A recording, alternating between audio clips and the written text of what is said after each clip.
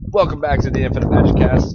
This is Larry Wynn, and I'm here with Joe Carroll. We're at the TCG 5K event, States for Michigan, brought to you by Griffin Events. We have our ninth and final last round round. of the tournament. We have Andrew Maine and Robert C. Yeah, we'll say Robert C. This is a win and in for both of them. Yep, this is a win and in. They both were looking at the math, and they said if they drew, they're not a guaranteed lock. So they are playing. They're playing it out. Win and in. And no nerves or anything. Let's put you under camera and see how you do. Yeah, no kidding. So they had to be very happy when we pulled them off their table. We do not have their list, but it looks like Robert is playing. We do have their list. Aristocrats? Right here. It could be, yeah. Yep. With the Blasphemous Act plan, so the full set of Reckoners in there for him. 3 Blasphemous Act, 3 Sorin, which is quickly becoming a more popular card than it has been in the last couple of months. What it is. Yeah, it just kind of fell off the radar for a while, and now it's just back full force. Seen a lot of copies of that today. So, Andrew's playing our typical Jund or typical Jund list. Nothing that's very different. I see one Rakdos Key Rune, but other than that, it's pretty much our stock list. Yeah, and speaking from experience, I have a friend that has played a lot of Aristocrats, and Jund is not a favorable matchup for you. Now, he did not play the whole Blasphemous Act plan, so. I was under an impression that Aristocrats was really good against Jund. That was one of the reasons why Aristocrats started breaking out. Well, and it very well could be. I mean, we'll find out. We got a Hunt Master for Andrew. Great start for him on turn 3. Robert's going to follow it up by playing a second Doom Traveler and just passing it back. And what Robert really needs here now is a Vampire Aristocrat. Yes, Falcon Wrath. Yeah, Falcon Wrath. Falcon Wrath. That's the one card they do have that can just say, you're doing things I don't like, but here's this. Here's a clock. Here's this clock. Yeah, real fast clock. Hard to deal with. And with plenty of Doom Travelers in play and a Blood Artist, that's kind of good synergy.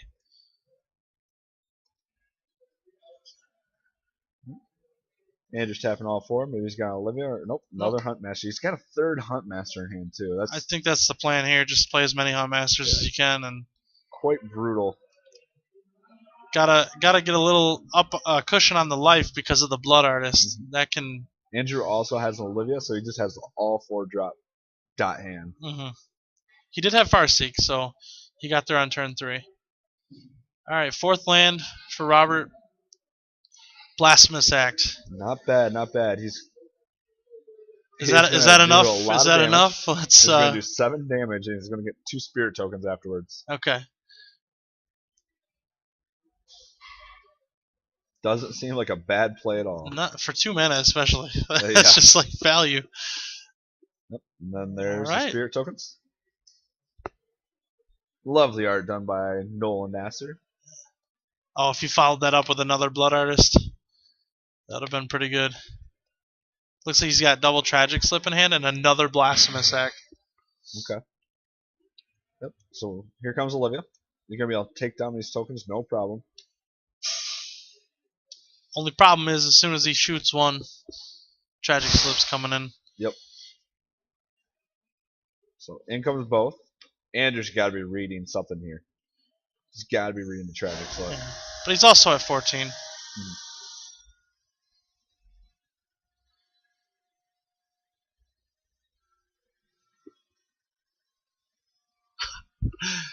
That's just our luck.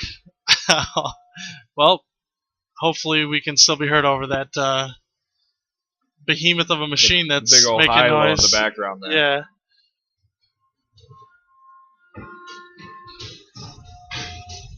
So we've got a Tragic Slip takes out the Olivia there. You're gonna see a Cavern. And we'll probably have on the screen shortly what Cavern's naming. On Demon, okay. So we got the third and final Hunt Master from his hand into play.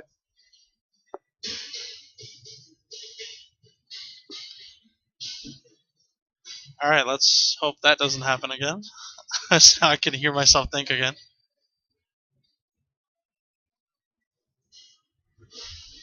Robert crashes in with a Spirit Token, putting Andrew down to 13. Passes it back, has nothing to play at this point.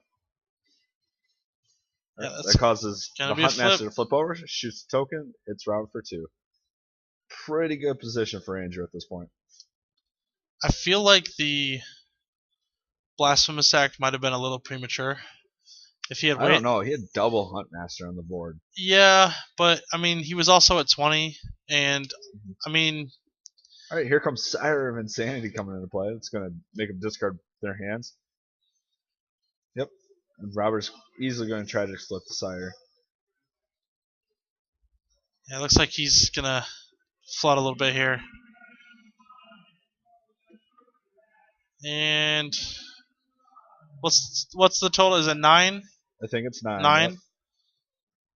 So that's not going to be enough.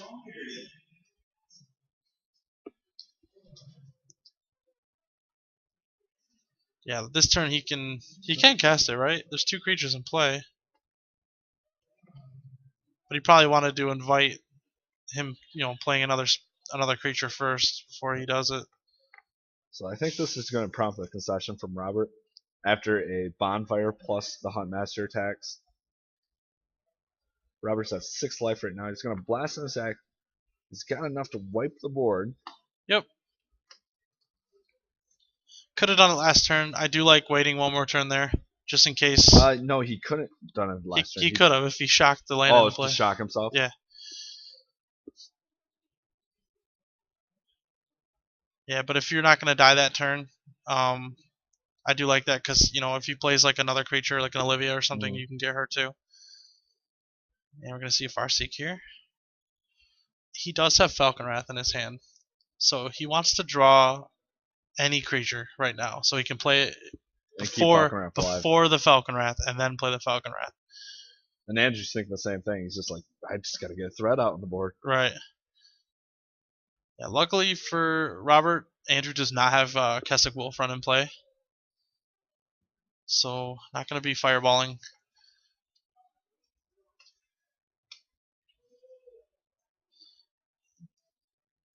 He drew Blood Artist. That is the card. Seems pretty good to me. Swing for 4. Too bad he can't sack the Blood Artist and the Vampire in order to deal 2 damage. Right. That's going to be a Kessig. Yeah, I did not see an out here. He can overload Mizium. Yep, so he's going to Mizium. Doesn't matter which one he Miziums. He's going to sack. Yeah, then take 1, heal 1. And then play Liliana, kill the other.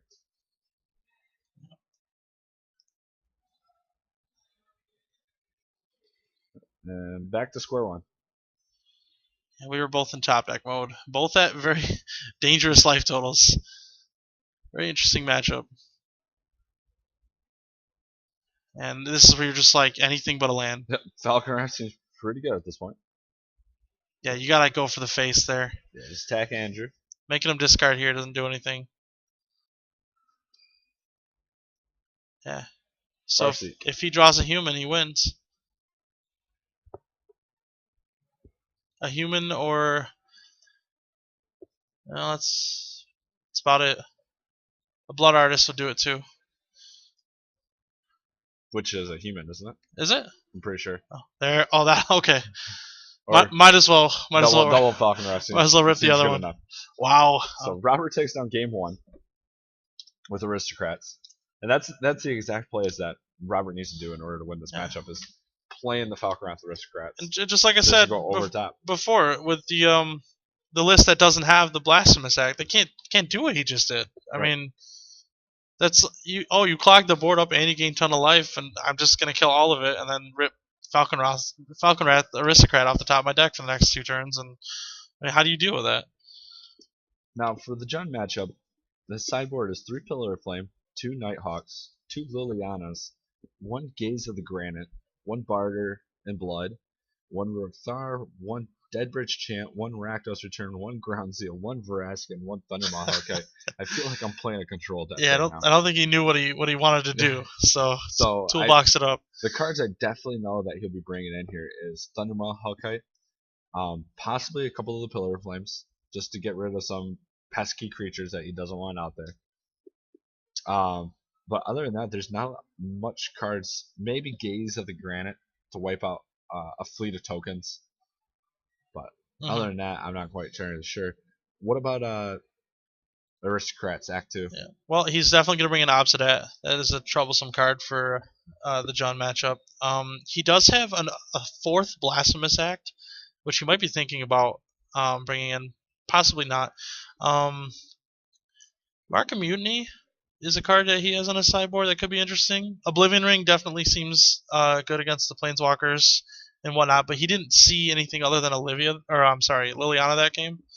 Yeah, I like the idea of Mark Immunity taking Thragtusk. Yeah, that's what I was thinking, and then sacking it, and yeah, that's just those will probably come in along with the Obsidats, and maybe one or two Duress, being on the draw just to make sure that they can't they can't go nuts on you and get like Garrett can play and just start drawing cards and.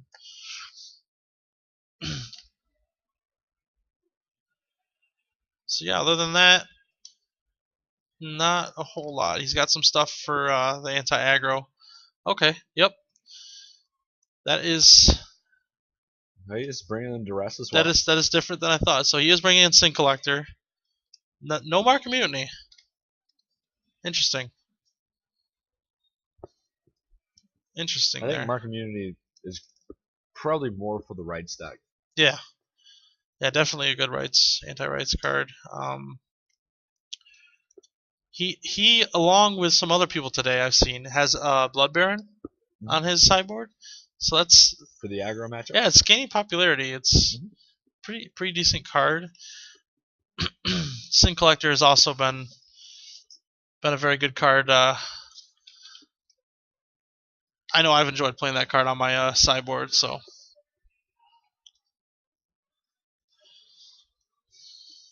Okay, so we're going to go to game 2 here. Andrew, no doubt, on the play.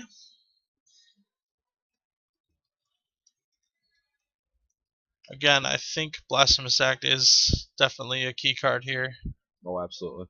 I want to take a moment to let everybody know that you can go ahead and visit our Facebook page at facebook.com/Infinitecast. Please like our page. You'll get plenty of updates of upcoming events as well as what's going on in current events. We tend to post our videos there. Also, please visit our YouTube channel. It is at Infinitecast as well. Please go ahead and visit that and watch some of our videos. Yep, we got a lot of different coverage, some other promo videos, and some interviews, and just a whole bunch of different stuff on there. So, page is growing and growing. So, I'm still putting Aristocrats here to win this matchup. Okay. I just think that they have so much tricky stuff that they can do, and Andrew's spot removal is not good against this deck. No, not at all.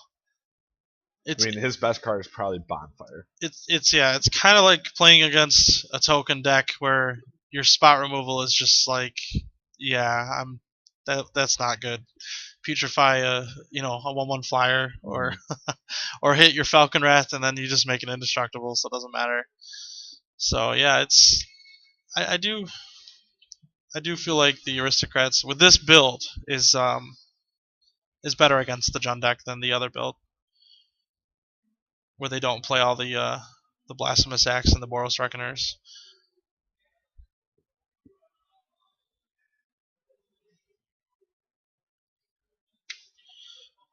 We didn't see Soren last game. I'm wondering if he'll keep that in because I'm sure he will. He's got to take out get that card something because he brought in a whole bunch of cards. His opener doesn't look like it has any lands in it.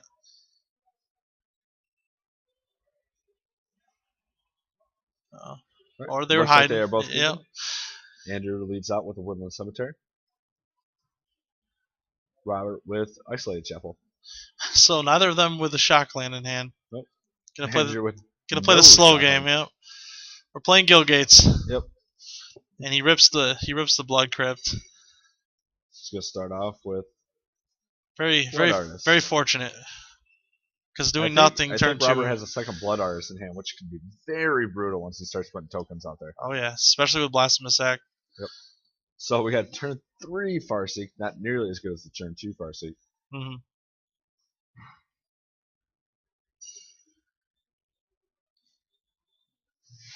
Yeah, that's been something that I've been debating with some friends and teammates. Like, do you keep the hand that doesn't have a shock land in it? I mean, do you just play Guildgates essentially every turn? I mean, I don't know that I agree with that. Yeah, that's a very risky keep because Robert could easily come out strong. Right. And as the Jund player, I mean, Farseeking on 3 is very much less impressive than on 2. Mm-hmm. I mean, he just gave him all sorts of time. And yeah, Jund really wants to ramp to 4. They don't want to ramp to 5. Okay, so now we have a Reckoner and a Blood Artist. That makes for one very deadly Blasphemous Act. Mm-hmm. Andrew's going to open up with 4 mana here, trying to decide what drop he wants to play. He does have Vampire Nighthawk in hand, which is, I guess, an okay answer to the Reckoner. It's pretty terrible when they have first strike. Well, I mean just the life swing in general, like getting to fly over and gain the 2 back. Yeah, I don't mean like to They're kill only it. traded 1 damage versus 3. Right. So Reckoner comes in. He is going to block. Okay. First strike happens. Yeah, see, that's. And I think this is a situation where Andrew just forgot about the first strike. That's not my plan there. Like, I take the 3 and then swing back for 2. Yeah. I saw Andrew shake his head. Yeah, I think he forgot about that. Yeah, might have been nerves. Might have been. Yeah, it definitely seems like a misplay there, though. Okay, are we getting You got a little bit of a discussion going on. Yeah, a judge ruling on whether or not Death Touch happens if first strike, killed the creature to begin with. Yeah, our assumption that's what's going on. Probably, yeah. So he drew Cavern Souls. He does have 3 greens, so he can play the Garrick if he wants to. Can consider Olivia. I'd probably wait till I have 6 lands to play Olivia. That Blood Artist just makes the math so awkward, though, because at this point it's like you want to kill the Reckoner, but then Blood Artist just sits there still doing work. Doing its work, yeah. We got an Obsidian in hand, 2 Tragic Slip, I think a Falcon Wrath, and a Blasphemous Act. So the more creatures come out, more deadly this gets. So sacrifice the Cartel Aristocrat, giving them pro red or black. Red or black, yeah, either way. Tragic Slip. Yep, yeah. Tragic Slip to Olivia. Could have given pro green. I suppose he could have. And Surge for 5. Yeah. Do you agree with that play there, or do you absolutely. Okay. Get Olivia off the board. Do not want to be dealing with her.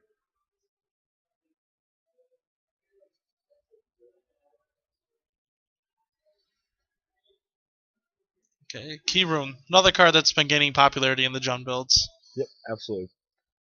The fact that it has first strike is the most relevant piece of that equipment, or that artifact. A lot of decks today, I feel like, are almost going back to how they were before Gatecrash. Like, back Jund used to play Key Runes. Yeah, they used to play like 3, wasn't it? Yeah, something like 2 or 3. So yeah, he did have the Falcon Wrath. Serves in for 4.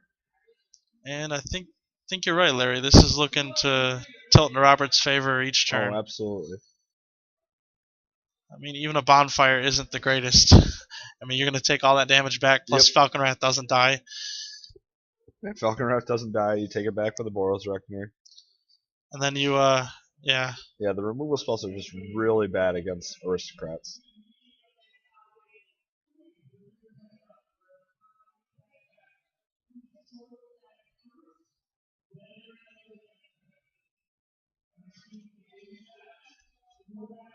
Okay, this is the first time we're gonna see this guy.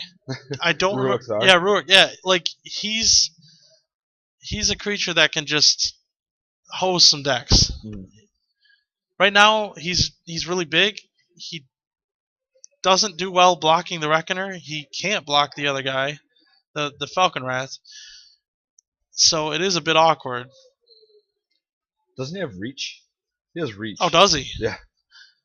Wow. Okay. It's a random ability. So, yeah, that does seem random. Like, there's no way he's. I'm like, why would he have reach? Like, I guess he's got, all the other abilities. Might as well slap another one on. Might as well give him reach for some reason. Yeah. So do you just 6/6 vigilance reach? You just block the Falcon Wrath and force the sack, or? Yeah, I think that's his best decision here. Yeah, there's really, now that we know he has reach. Oh, cast a spell, Robert. Cast a spell. Yeah, he'll take 6 to do it, right? Yep. So he's gonna let the Falcon Wrath Aristocrat die. Yep. Andrew takes 3, goes down to 7. I think, yeah, chaining Obsidat here. Obsidat for 2 damage. Puts Andrew down to 5. He's going to let that exile. Yep. And so Andrew's virtually at 3. Yep. And that makes that Reckoner lethal. Yep. he can't. Nothing you can do about it. The only thing he could possibly do here is gain life. Which he would need to have drawn right there. He can play Garrick and draw 6, but then he doesn't have enough to play Thragtusk. Exactly. If he gets Dreadbore, that's a good one. That's a good one too, if he has it. He has 1 Dreadbore. 1 Dreadbore. Alright, so he swings for 6. Might as well. It's got Vigilance too. Got Vigilance. Oop, that's not the card I wanted. That's nope. Oh, ooh. Maybe it is. That is lethal if you play it. Yeah, I think you're just dead there. I mean, maybe it's I might as well. I'm on camera. Might as well play another card. Might as well show something. Put up some sort of fight. Oh, he just starts Blasphemous Act. Yeah. Yep. On tap, shoot you. Swing in with Reckoner. Swing with Reckoner. Draw. Swing. What are you gonna do? You gonna block it? Yeah, I think he knows. Block it? No? Yeah? Okay. Yep. I'm gonna shoot you. You block it, I shoot you.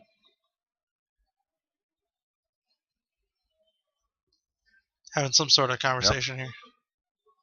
Just reminding them what would happen here. Mm-hmm. And sure enough, there's the handshake. Alrighty. So Aristocrats, Act 2 takes down Jun. Congratulations. I really did expect this. Congratulations to Robert for that. That is a winning end. So he is in top 8. Very interesting deck. It's got a lot of good threats, a lot of good weapons. I like the synergy. I really do. The Blood Artist is just... Yeah, if you look at a lot of the cards on their own, Doom Traveler and Blood Artist, not very good. You're just like, this deck's a pile. Like, I don't know how this deck wins. John likes to play all the cards that are good on their own, and Aristocrats likes to play a lot of the cards that are good with all the other cards. With synergy, absolutely. Yep.